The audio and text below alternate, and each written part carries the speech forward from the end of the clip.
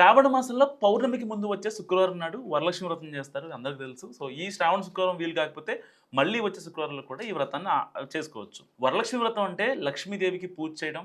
శ్రావణ మాసంలో ముత్తైదువులు ఈ వ్రతం చేసుకుంటారు. సో, ఈ నెలలో ఈ వ్రతం చేస్తే ఆస్తి, ఐశ్వర్యం కలుగుతుందని అందరి నమ్మకం. ఈ వ్రతం సందర్భంగా కొన్ని పనులు తప్పకుండా చేయాలి. కొన్ని డూస్ అండ్ డోంట్స్ కూడా ఉంటాయి. అలాగే కొన్ని పనులు పొరపాటున కూడా చేయకూడదు. వరలక్ష్మి వ్రతానికి ముందు రోజు ఇంటిని పూజ గదిని శుభ్రం చేసుకోవాలి. ఇంటి గుమ్మాలకు పసుపు కుంకుమ రాసుకోవాలి. పూజ రోజు ఉదయాన్నే నిద్రలేచి తలస్నానం చేసి ఇంటిని మామిడి తోరణాలతో అలంకరించాలి. లక్ష్మీదేవిని ఈశాన్య దిక్కున పూజించడం శుభప్రదం. ఆ స్థలంలో ముగ్గులు వేసి పూజకు సిద్ధం చేయాలి. ఆ ముగ్గుల మీద పీట పెట్టి దానిపై కొత్త తెల్లటి వస్త్రాన్ని పరిచి బియ్యం పోసి కలశాన్ని ప్రతిష్ఠించాలి.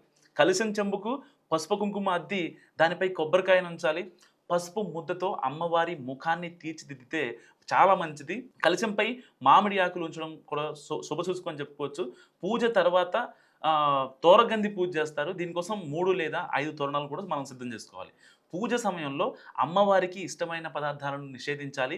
ఆవు నెయ్యి అంటే అమ్మవారికి చాలా ఇష్టం. సో, ఆవు నెయ్యితో దీపం వెలిగిస్తే మంచిది. ఆవు పాలతో చేసిన పరమాన్నం లేదా పాయసం నివేదిస్తే అమ్మవారు ప్రసన్నులవుతారు. సో, కొబ్బరికాయ, అరటిపండ్లు కూడా లక్ష్మీదేవికి చాలా ప్రీతికరమైనవి. ఇలా నిష్ఠగా పూజ చేసిన తర్వాత ఒక ముత్తైదువును అమ్మవారిగా భావించి ఆమెకు ఆతిథ్యం ఇవ్వాలి. సో, వరలక్ష్మి పూజ రోజు ఇంట్లో శాకాహారం భుజించాలి.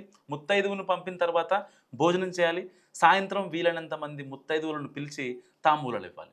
పూజ ముగిసినా కూడా కలశానికి ఉద్వాసం చెప్పకూడదు.